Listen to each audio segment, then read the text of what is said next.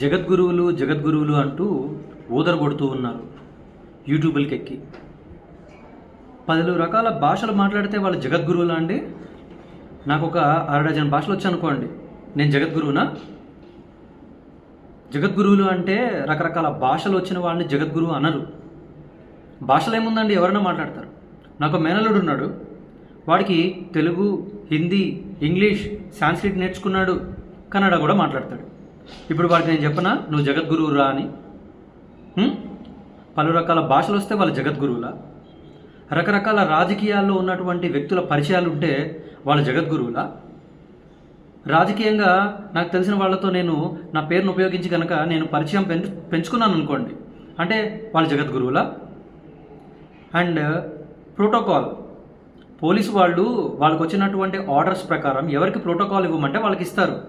అంతేగాని పోలీసులు, రక్షణా దళం స్వయంగా పీఠాలకు వెళ్ళి మీరు జగద్గురువులు, మీకు మేము ప్రోటోకాల్ ఇచ్చేటువంటి భక్తి మాలో ఉంది, మీ సంస్కారానికి, మీ జ్ఞానానికి, మీ జగద్గురు తత్వానికి మేము ప్రోటోకాల్ ఇస్తాం రండి అని అంటారా? లేకపోతే వాళ్ళకు వచ్చిన ఆర్డర్స్ ప్రకారం ఫాలో అవుతారా?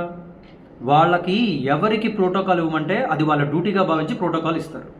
అంటే ప్రోటోకాల్స్ని చూసి మనం జగద్గురువుగా నిర్ణయించాలా? రకరకాల వ్యక్తులు ప్రోటోకాల్స్ని ఫాలో అవుతున్నారు అనుకోండి, వాళ్ళంతా జగద్గురువులా? రాజకీయ నాయకులు ప్రోటోకాల్స్కి ఇస్తూ ఉంటారు, పోలీసు వ్యవస్థ వాళ్ళంతా జగద్గురువులా? వాళ్ళకు వచ్చిన ఆర్డర్స్ అవి, ఎవరికి ప్రోటోకాల్ ఇవ్వమన్నా ఇస్తారు వాళ్ళకు వచ్చిన ఆర్డర్స్ ప్రకారం. అంతేగాని వాళ్ళు స్వయంగా పీఠాలకు వెళ్ళి వాళ్ళు స్వయంగా ఒక వ్యక్తిలో ఎంతటి దైవ శక్తి ఉంది, మీకు మేము ప్రోటోకాల్ ఇస్తాం, ముందు ఒక 5 వాహనాలు, వెనక ఒక 10 వాహనాలు పెడతాం, సెక్యూరిటీ ఇస్తాం, జెడ్ కేటగిరీ ఇస్తాం, అప్పుడు మీరు జగద్గురువుగా గుర్తించండి లోకమంతా అంటే ఎంతటి హాస్యాస్పదం అండి. 10 భాషలు వస్తే జగద్గురువు, 10 వాహనాలు ముందు వెనక ఉంటే వాళ్ళు జగద్గురువు, 10 రకాలైనటువంటి భాషలు తెలుసు అనుకోండి వాళ్ళు జగద్గురువు, పోలీసులతో, రాజకీయ నాయకులతో పరిచయాలు ఉంటే వాళ్ళు జగద్గురువా?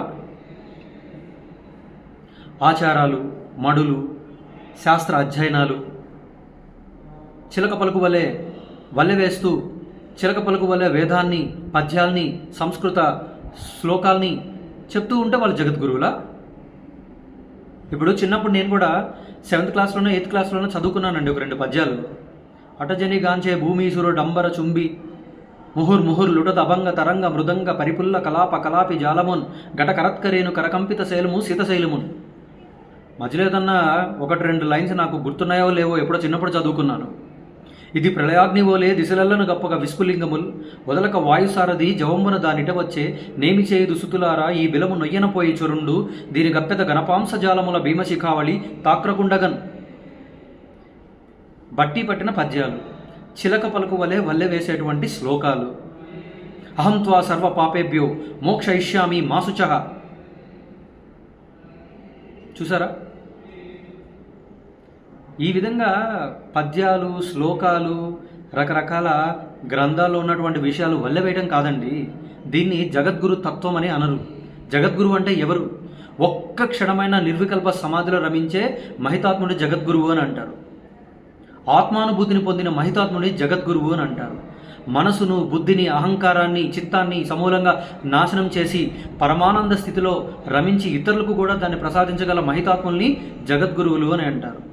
శాస్త్రాల్ని, పద్ధతుల్ని, ఆచారాలని చూసి, కాషాయం కట్టుకున్న వాళ్ళని చూసి, వెనకాల 10 మంది కాన్వాయ్లో తిరుగుతూ ప్రోటోకాల్ని ఫాలో అయ్యే వాళ్ళని జగద్గురువులు అని అంటారు.